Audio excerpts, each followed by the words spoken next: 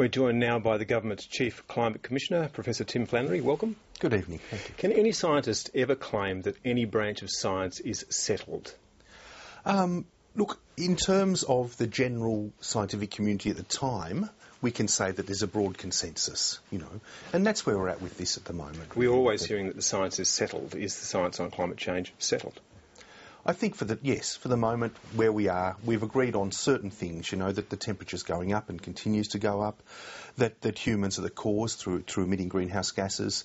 Beyond that we get into areas where there's less agreement. But for the fundamentals, yeah. But what about some of the things that we hear? For example, after Cyclone Yasi this year, we heard from Professor Ross Garnaut, who is, of course, one of the government chief climate change advisors, that climate scientists predicted the world would suffer more frequent extreme weather events like cyclones. Was he right? Yeah, that's right. And what we're seeing now, particularly with studies out of Europe, where the data's much better because they've been keeping climate records for a long time, we're seeing a link now between events like the flooding in Wales in 2000 and our changing climate. But didn't your report say today, the one that you've handed down today, the global frequency of tropical cyclones is expected to stay about the same or even decrease? That's right. But the intensity of cyclones is predicted to go up.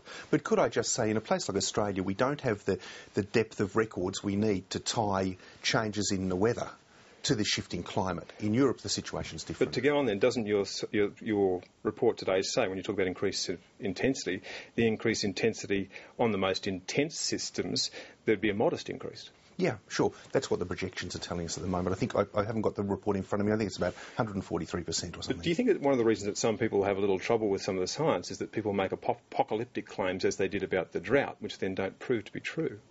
Look, there's all sorts of reasons people are confused about the science. It is inherently complex. One of the reasons the Commission exists is simply to go out there and talk to people about these issues to get a bigger depth of understanding.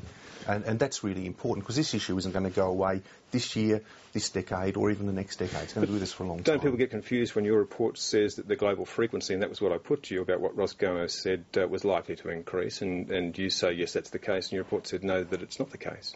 Sorry, I think I missed a step there in what you were saying. No, I'm just saying that your report says that the frequency of tropical cyclones isn't increasing. It's likely to decrease, that's right, or stay the same, but that the number of intense events, so Category 4 and 5 cyclones, is likely to increase. Why do you think that you need to restate the science in 2011?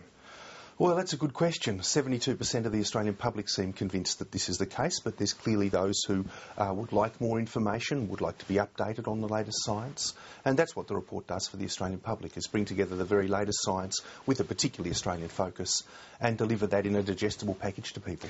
Don't you think that perhaps the argument's been mishandled?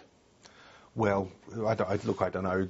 When you're dealing with a complex issue like climate science with so many commentators and so many takes on it, yes, there can be some issues created. But I think by and large, the report's pretty clear. And on the basics, as I said, the temperature's going up. We're the cause. We need to do something about it. That's generally. And the question then is, what do we do about it? So how severe do you think that the cuts that Australia has to make on its carbon emissions have to be? Well, look, we don't comment on government policy, but as the Commission. But what we see is that there is a bilateral commitment to cut emissions by 5% in the next 8 years and 7 months, because that's how long they got to 2020. And we see that the Australian economy is growing strongly, as is its population. If we were to do nothing, emissions would rise by 24%. So to cut them by 5, you've got to add that 5 to the 24. 29%. Which is a substantial cut. So the point we make in the report is that there's no time for delay with this. We need to get on with the job. And you have to stabilise emissions at 2015. Is that possible?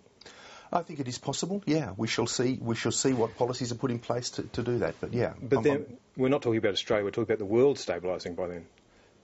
No, we're talking about Australia by about then. What needs to happen is that the developed countries need to get their emissions trajectories going down this decade. The larger developing countries need to follow the next decade, and then the very poorest countries the decade after. But isn't there some truth in what Barnaby Joyce says, that this is all gesture politics, that in fact that Australia can cut as hard as it likes, but it doesn't matter if the world's carbon footprint keeps growing? I think that's a bit of a pessimistic view. I mean, we're all doing our bit. We're all moving ahead.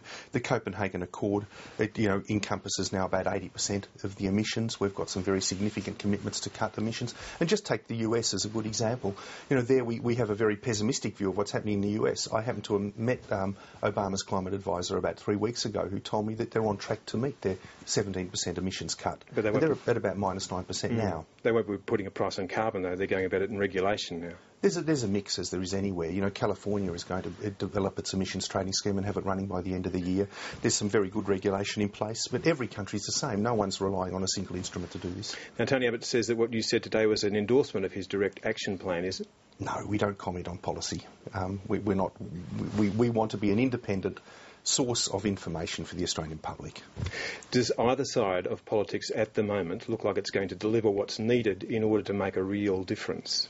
Well, both sides say they have programs in place. Both of them, of course, need to be fleshed out to see if we can reach that minus 5% target or beyond, which would be, ideal. We just have to wait and see.